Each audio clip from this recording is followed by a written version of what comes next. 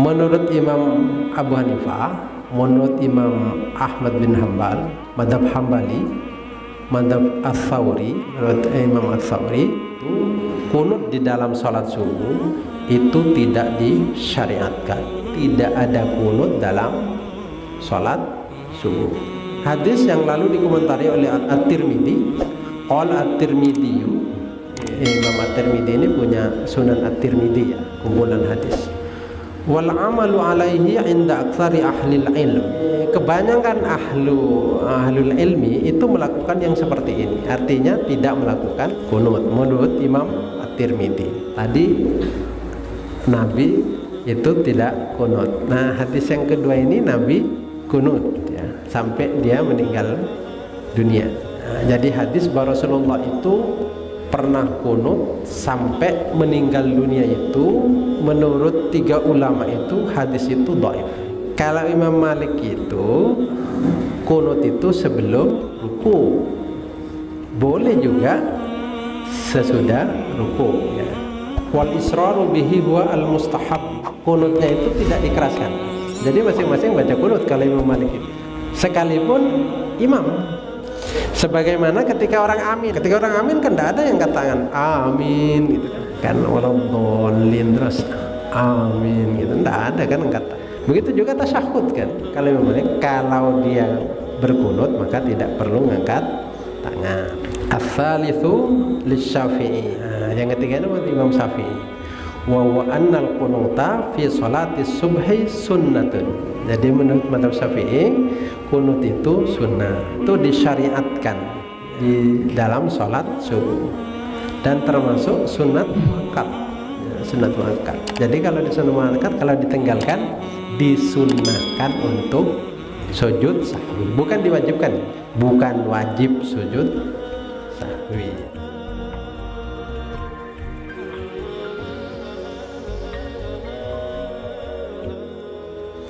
Assalamualaikum warahmatullahi wabarakatuh.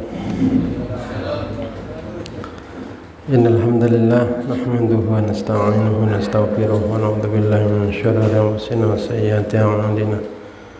May yahdihillahu fala mudilla lahu wa may yudlil fala hadiya lahu. Asyhadu an la ilaha illallah wahdahu la syarika lahu wa asyhadu anna Muhammadan 'abduhu wa rasuluh. Allahumma shalli 'ala nabiyyina Muhammadin wa 'ala alihi wa sahbihi ajma'in. Amma ba'du, jamaah rahimakumullah. Kita lanjutkan kajian fikih yang hari ini kita melanjutkan tentang bacaan dalam sholat. Yang kemarin kita sudah terakhir, yaitu salam ya, salam. Nah, yang terakhir dari bacaan salat itu adalah kunut ya. Kunut secara bahasa kunut itu bisa berarti taat ya. Jadi bisa berarti artinya itu kunut bisa berarti taat. Jadi orang yang taat kepada Allah itu termasuk qanitun ya. Orang-orang yang taat.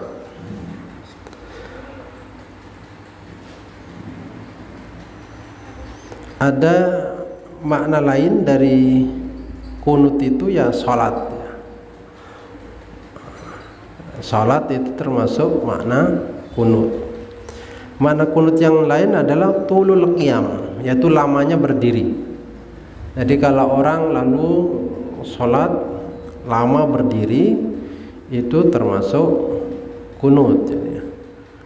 Afdalus sholati tulul kunut. Jadi paling afdalnya sholat itu kalau berdirinya lama. Jadi ada seorang yang solih itu kalau sholat luar biasa lama, sehingga ada anak kecil yang bilang kepada orang tuanya, wahai ibu, kalau malam di tetangga sebelah itu kok ada tiang ya, Kalau siang kok tidak ada katanya. Itu bukan tiang nak, itu sedang orang sholat saking lamanya dia berdiri. Oleh anaknya dianggap tiang. Pertanyaan kita sebenarnya apa yang membuat dia lama berdiri itu? Karena senangnya kepada Allah. Senangnya kepada Allah sehingga seolah-olah itu adalah kesempatan yang luar biasa yang dikaruniakan oleh Allah sehingga kuat berdiri. Coba kalau ada orang senang kepada seseorang lalu diajak bicara, itu senang sampai duduk itu termasuk mengganggu gitu. Menduduk itu termasuk mengganggu saking senangnya itu. Nah begitu juga orang sholat. Jadi kunut itu bisa berarti tulul qiyam, yaitu orang yang lama berdiri. Kunut bisa berarti juga sukut, ya, diam. Kunut juga bisa berdiri, bisa berarti doa, bermakna doa. Nah, kunut dalam istilah itu adalah ismun lid doai fi sholati fi mahallin makhsusin minal qiyam. Kunut itu dalam arti istilah yaitu nama dari sebuah doa di dalam sholat di tempat yang khusus waktu berdiri, ya, di bagian yang khusus dari ketika dia berdiri, itu kunut dilakukan di situ. Itu makna kunut yang secara istilah yang umum. Nah, kunut itu kita kenal ada 3 macam kunut, yaitu kunut pada sholat subuh, kunut pada witir, dan kunut pada kunut nazilah. Kunut ketika ada bencana, ketika ada hal yang membuat kerusakan yang secara masif, itu termasuk kalau ada kunut di situ namanya kunut nazilah. Kunut nazilah. Nanti apakah kalau wabah COVID itu juga perlu kunut atau enggak, itu nanti kita jelaskan. Kita akan ketemu sebenarnya bagaimana tentang kunut nazilah itu. Nah, yang sering jadi perbincangan itu kan kunut subuh, ya, kunut subuh itu jadi perbincangan. Yang ini kan sudah lama, artinya sudah. Jadi kalau ada orang masih mempertentangkan tidak kunut dengan kunut itu sudah kadaluarsa, ini sudah lama. Jadi sudah lama. Nah, saya bahas al-qunutu fi subhi. Kunut di dalam subuh. Itu ada beberapa pendapat tentang kunut subuh itu. Yang pertama adalah al-awwalu lil Hanafiyah wal Hanabila wal Thawri wa huwa anna al-qunuta fi subhi ghairu masyru'in. Menurut Imam Abu Hanifah, menurut Imam Ahmad bin Hanbal, madhab Hambali, madhab Ats-Tsauri, menurut Imam Ats-Tsauri, kunut di dalam kunut subuh itu, kunut di dalam salat subuh itu tidak disyariatkan, tidak disyariatkan.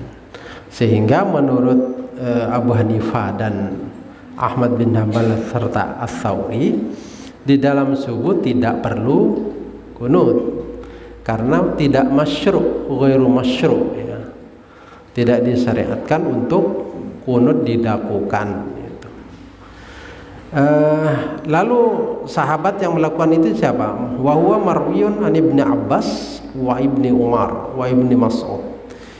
Ini diriwayatkan dari Ibnu Abbas, sahabat Rasulullah, terus Ibnu Umar dan Ibnu Umar, wa Ibnu Mas'ud dan sahabat Ibnu Mas'ud, wa Abi Darda dan sahabat Abi Darda radhiyallahu anhum.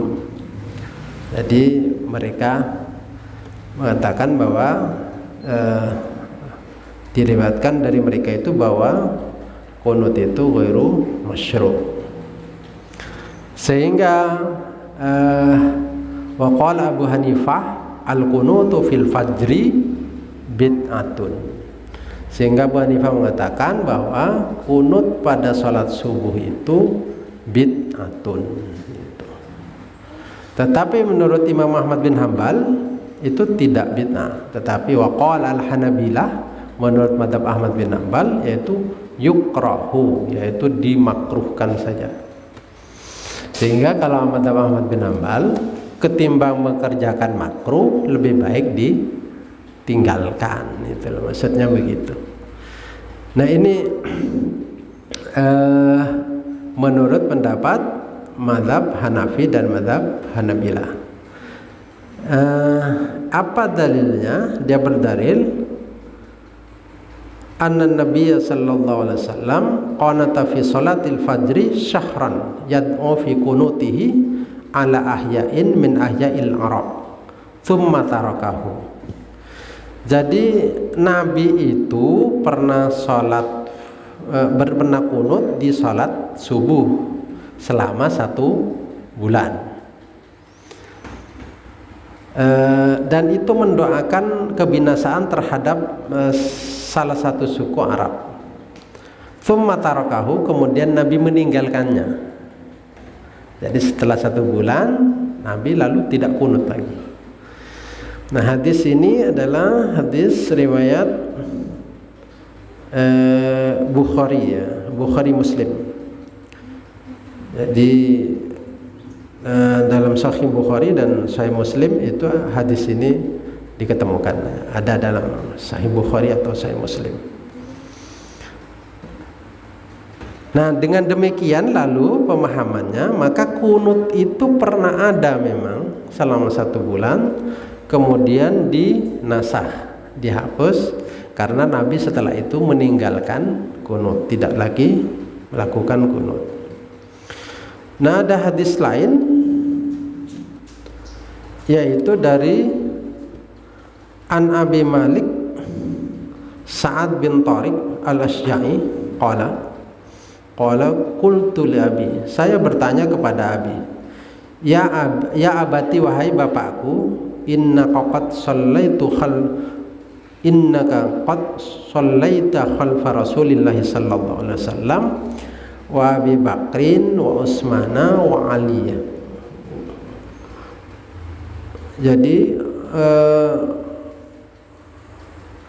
khalfa Rasulillah sallallahu alaihi wasallam wa Abi Bakrin wa Utsmana wa Aliin hahuna bil Kufah nahwan min khamsinin akanu yaqnutun. Wahai bapakku, engkau itu dulu pernah salat di belakang Rasulullah, engkau pernah salat di belakang Abu Bakar, engkau pernah salat di belakang Khalifah Utsman bin Affan, engkau pernah salat di belakang Khalifah Ali bin Abi Thalib. Akanu yaqnutun, apakah ada mereka itu melakukan kunut? Apakah mereka melakukan kunut? Qala ay bunayya muhdats. Nah, kunut itu muhdats, sesuatu yang baru yang diadakan, sesuatu yang baru. Wa fil lafdin, dan di dalam lafaz yang lain, ya bunayya innaha bid'atun, wahai anakku, yang seperti itu bid'ah. Nah itu hadis yang lalu dikomentari oleh At-Tirmidzi. Qala At-Tirmidzi, Imam At-Tirmidzi ini punya Sunan At-Tirmidzi, ya, kumpulan hadis. Wal amalu alaihi inda aktsari ahli ilm. Kebanyakan ahlul ilmi itu melakukan yang seperti ini, artinya tidak melakukan kunut menurut Imam At-Tirmidzi. Sehingga jelas bahwa menurut mazhab Ahmad bin Hambal, menurut Abu Hanifah itu tidak ada kunut dalam sholat subuh. Itu yang pertama. Yang kedua, wasani lil malikiyah alal masyhur, menurut Imam Malik dalam pendapatnya yang masyhur, wa huwa annal qunuta fis subhi mustahabbun wa fadilatun. Jadi kunut subuh itu disunahkan dan dianjurkan, itu fadilahnya, ada keutamaan itu. Dan menurut Imam Malik disunahkan dan memang ada keutamaannya, diutamakan. Dalilnya apa? Lianna Nabiyya sallallahu alaihi wasallam kana yaqnutu fi salati subhi. Ada Nabi itu berkunut di dalam salat subuh, itu salat subuh. Nah, hadis ini disambung lagi dengan hadis riwayat Abu Hurairah,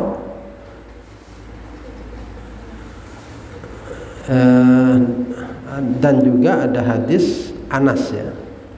Hadis Anas itu mengatakan mazala Rasulullah sallallahu alaihi wasallam yaqnutu fil fajri hatta faraqad dunya. Nabi itu selalu berkunut di salat fajar sampai Nabi itu meninggal dunia. Tadi Nabi itu tidak kunut. Nah, hadis yang kedua ini Nabi kunut, ya, sampai dia meninggal dunia. Nah, cuma hadis mazala Rasulullah sallallahu alaihi wasallam yaqnutu fil fajri ini hatta faraqad dunya ini hadis ini diriwayatkan oleh Imam Ahmad dan Imam Al-Baihaqi, tetapi didhaifkan oleh Ibnu At-Turkumani, juga didhaifkan oleh Ibnul Jauzi, dan didhaifkan oleh Al-Albani. Jadi hadis bahwa Rasulullah itu pernah kunut sampai meninggal dunia itu, menurut 3 ulama itu hadis itu dhaif. Jadi karena dhaif menurut mereka tidak bisa dijadikan dasar hukum. Jadi tetapi Imam Malik tetap mengatakan bahwa enggak. Jadi Rasulullah ya pernah kunut subuh. Sehingga Imam Malik mengatakan ya disunahkan kunut subuh itu. Cuma perbedaannya begini, kalau Imam Malik itu kunut itu sebelum ruku, boleh juga sesudah ruku, ya. Jadi lakukan sebelum ruku, kunut dulu itu kalau Imam Malik. Dan yang kedua, kalau Imam Malik itu kunutnya itu tidak dikeraskan. Wal israru bihi huwa al mustahabbu. Jadi kunutnya itu tidak dikeraskan. Jadi masing-masing baca kunut kalau Imam Malik itu, tapi tidak dikeraskan. Sekalipun imam. Sehingga kalau seperti ini, kalau sebelum ruku, kalau dipraktikkan itu kira-kira begini. Jadi habis surat, baca surat, misalnya anggap qul huwallahu ahad, Allahu samad, lam yalid walam yulad walam yakul lahu kufuwan ahad, dan diam. Tidak bersuara lagi untuk melakukan qunut. Juga wala yarfa'u yadayhi fi du'ail qunut, juga tidak mengangkat tangan. Kama la yarfa'u fit ta'mini wala fi du'ait tasahhud. Sebagaimana ketika orang amin kan tidak ada yang angkat tangan amin gitu kan, tidak ada. Kan waladhdallin terus amin gitu, tidak ada kan angkat tangan. Begitu juga tasyahud kan, tasyahud ya doa juga. Ketika doa di dalam tasyahud tidak ada angkat tangan kan. Misalnya di akhir tasyahud kan, itu kan baca doa biasanya itu sebelum mengakhiri ke salam, itu kan tidak ada yang angkat tangan gitu. Nah, jadi Imam Malik mengatakan kalau dia berkunut maka tidak perlu mengangkat tangan, itu kalau Imam Malik. Nah, yang ketiga Ats-tsalitsu lisy-Syafi'i. Yang ketiga itu Imam Syafi'i. Wa huwa annal qunuta fi sholati subhi sunnatun. Jadi menurut mazhab Syafi'i, kunut itu sunnah dilakukan. Qala An-Nawawi, i'lam annal qunuta masyru'un indana fi subhi wa huwa sunnatun muaqqadatun. Jadi menurut mazhab Syafi'i itu kunut itu disyariatkan ya, di dalam sholat subuh dan termasuk sunat muakkad ya, sunat muakkad. Jadi kalau di sunat muakkad, kalau ditinggalkan disunnahkan untuk sujud sahwi, bukan diwajibkan ya, disunnahkan. Kalau mazhab Syafi'i, kalau ditinggalkan disunnahkan sujud sahwi, bukan wajib sujud sahwi. Ini kadang orang keliru memahami. Nah, apa dalilnya? Sama dengan Imam Malik tadi, yaitu mazal Rasulullah sallallahu alaihi wasallam yaqutu fil fajri hatta farqat dunya. Jadi Rasulullah itu pernah kunut di salat subuh hingga dia meninggal dunia. Nah, hadis ini ya seperti tadi didhaifkan oleh At-Turkumani, didhaifkan oleh Ibnul Jauzi, dan didhaifkan oleh Al-Albani. Hadis ini. Nah, kalau Imam Syafi'i itu kan kunut itu dijaharkan, jadi dikeraskan.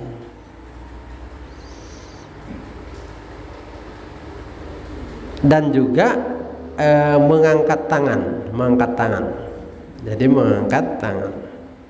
Jadi dijaharkan dan mengangkat tangan dilakukan sesudah bangun dari ruku, sesudah i'tidal ya, sesudah bangun dari ruku dia mengangkat tangan. Sebenarnya kalau mazhab Syafi'i itu ada dua ya pendapatnya tentang apakah angkat tangan tidak. Jadi boleh mengangkat tangan, boleh tidak mengangkat tangan.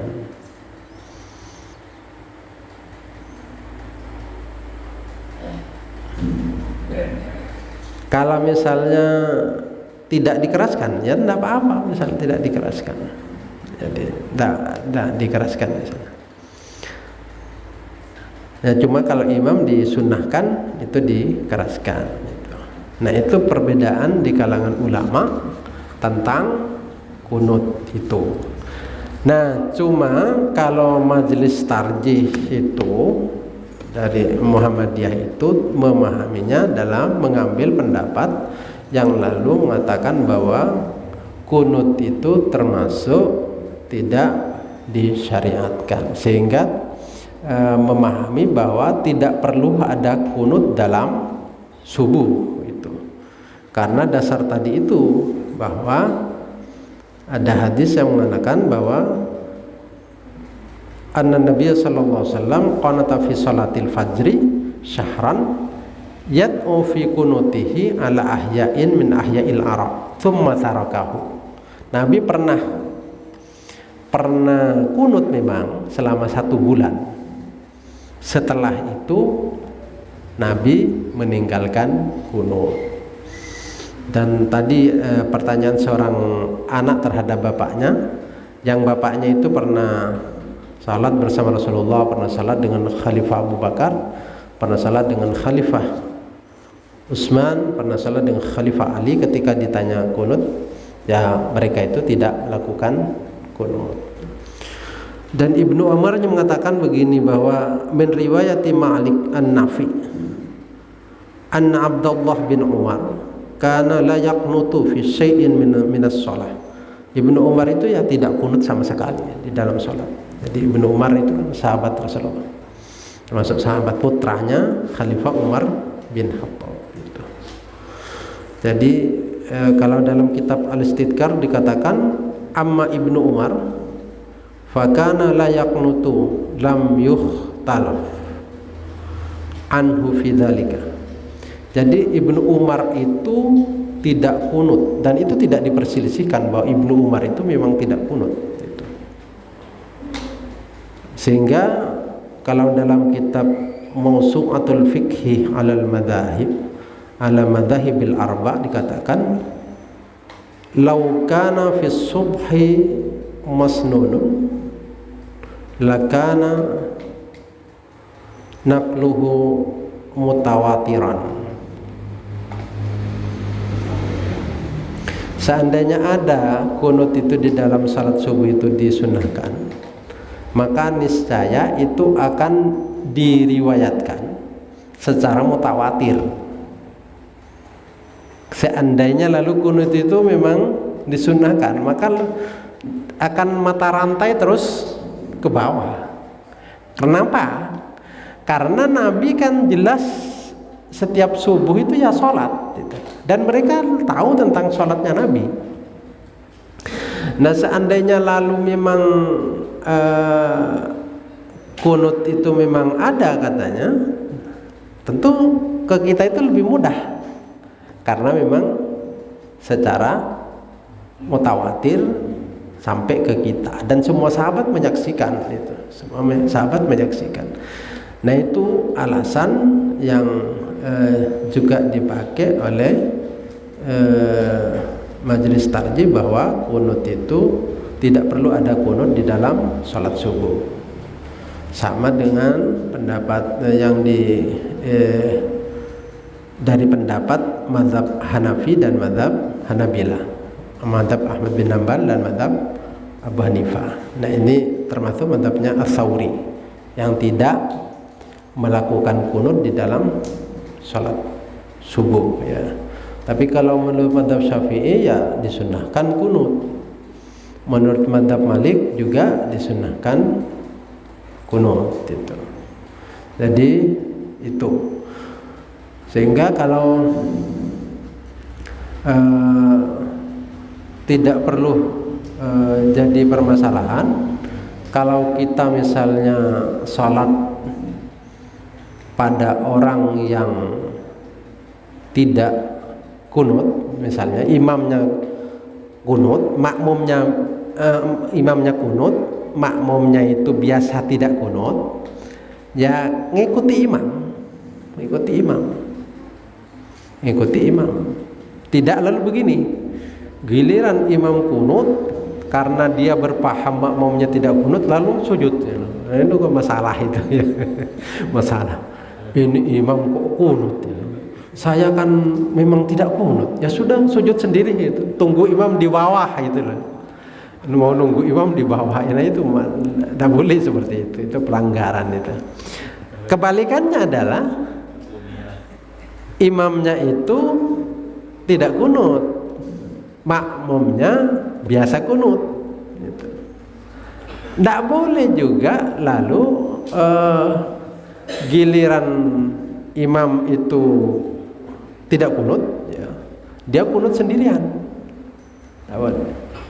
Atau misalnya begini, memang dia tidak kunut sendirian, ikut ke bawah ya, turun ke bawah. Giliran selesai sujud sahwi, ya, tidak perlu sujud sahwi lah itu. Karena tadi kan sudah tidak perlu sujud sahwi. Imam Syafi'i itu ketika memimpin salat di masjidnya Abu Hanifah, karena beliau itu menghormati Abu Hanifah, ketika diminta oleh murid-muridnya Abu Hanifah untuk jadi imam, Imam Syafi'i itu tidak berkunut. Imam Syafi'i tidak berkunut, saking hormatnya terhadap Abu Hanifah.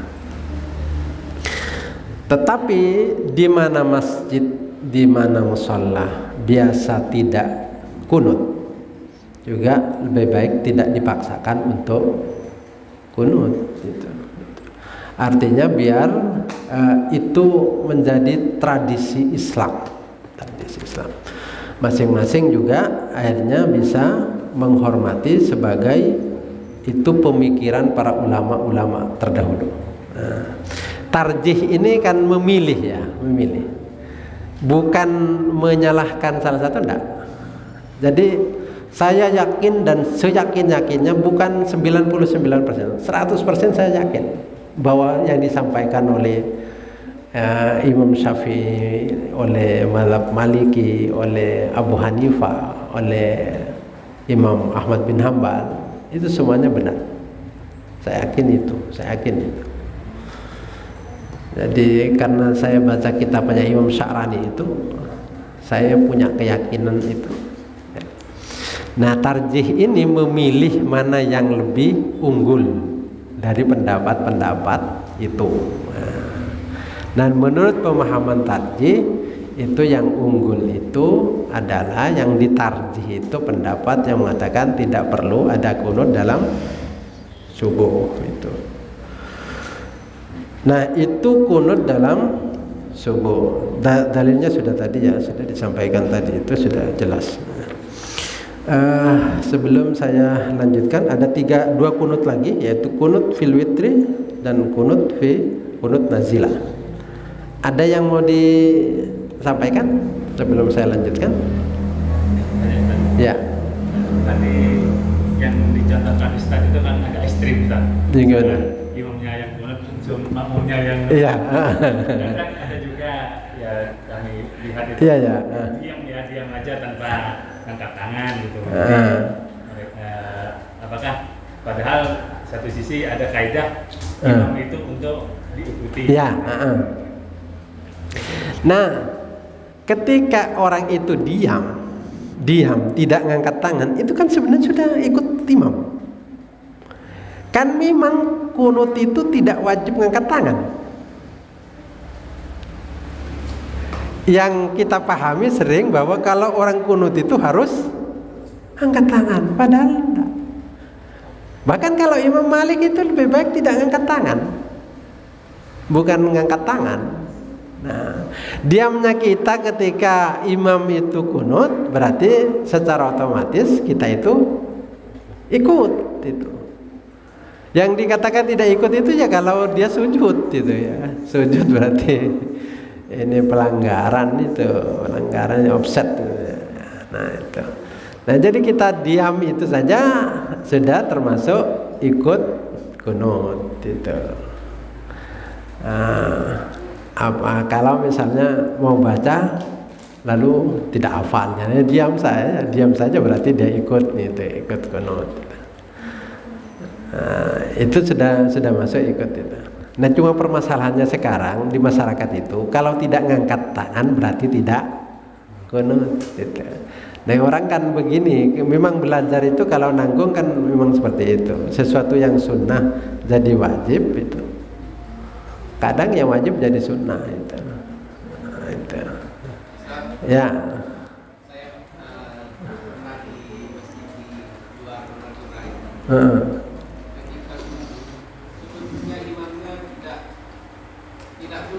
Cuma dia memberikan kesempatan kepada makmum untuk berkunut. Ya akhirnya banyak makmum yang berkunut sendiri.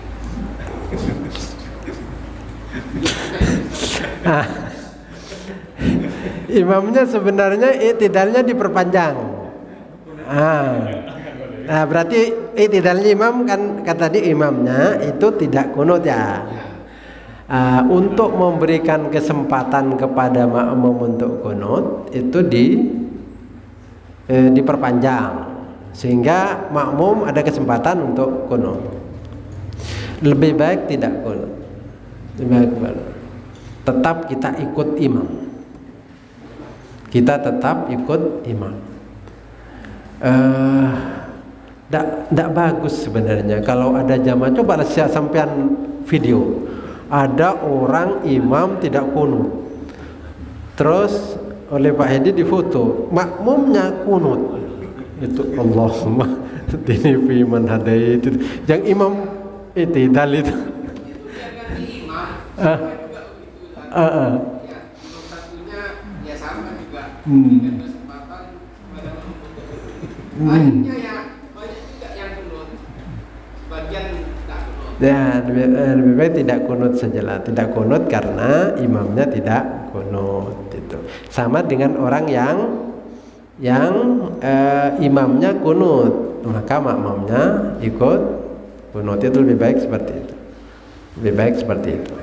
Meskipun cara kunutnya misalnya tidak ngangkat tangan gitu. Jadi ngangkat tangan ya tidak apa-apa ya. Kalau madzhab Syafi'i angkat tangan itu sunnah ya. Tapi kalau menurut Imam Malik itu justru tidak ngangkat tangan yang sunnah itu. Jadi tidak angkat tangan.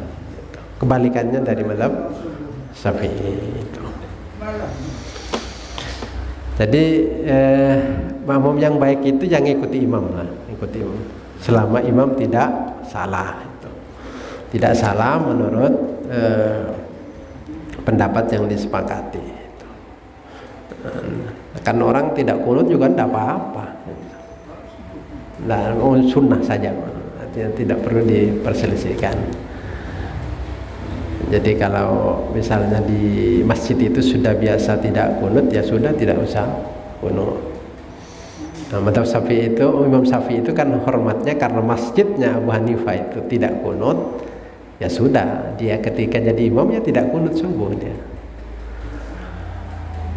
Begitu juga para ulama-ulama terdahulu itu. Ulama terdahulu ya seperti itu ya, enak saja lah, enak saja. Hukum itu jadi perselisihan kan karena dipegang oleh orang-orang yang nanggung gitu. Tahu, dibilang tahu ya tidak tahu, dibilang tidak tahu ya tahu sedikit-sedikit ya. Repot kan kadang begitu. Yang ada ini sebenarnya tidak boleh yang seperti itu. Oh, gitu. Ya, yang satunya enggak, yang betul itu yang ini. Itu yang masalah itu seperti itu. Jadi maksudnya itu ya begini. Jadi kalau tarjih Muhammadiyah itu mengatakan tidak perlu ada kunut di dalam sholat subuh. Walaupun begitu, yang kunut ya tetap tidak salah, gitu. Ya, karena tarjih itu artinya mengunggulkan salah satu pendapat dari sekian banyak pendapat-pendapat itu. Ada yang lain? Terus bacaan kunut itu kan kadang banyak versi. Iya. Itu gimana itu?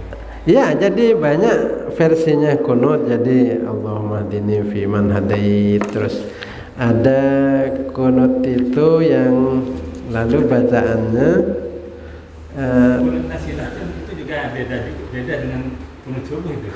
Ya, ada yang kunut nazilah itu kunut subuh ditambahi nanti doa. Seperti itu.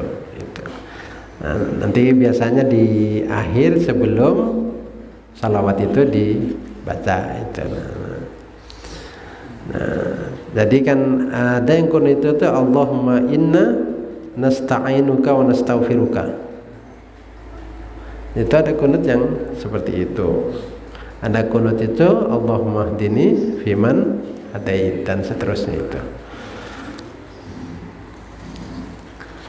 Jadi itu tentang kunut subuh. Jadi berdasarkan penelitian bahwa Majelis Tarjih itu mengatakan tidak perlu ada kunut dalam subuh. Itu tentang kunut subuh. Sekarang tentang kunut dalam witir ya. Kan ada witir itu di bulan Ramadan, ada witir itu di luar bulan Ramadan itu. Bagaimana sebenarnya tentang kunut dalam witir itu?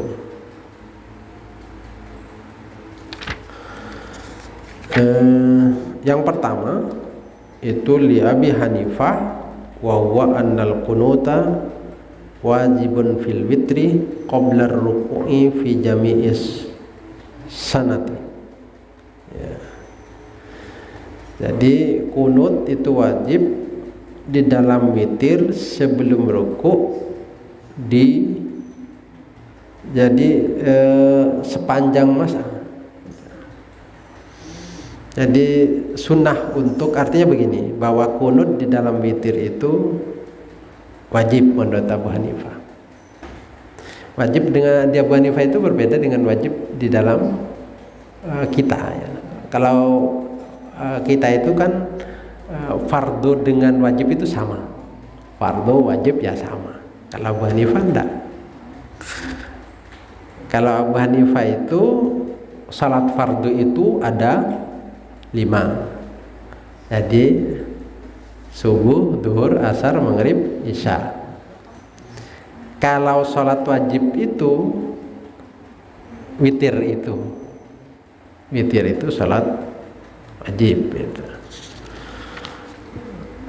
Jadi tidak boleh ditinggalkan dengan sengaja ya. Kalau tidak sengaja ya tidak apa-apa. Tapi kalau sengaja ya salah gitu.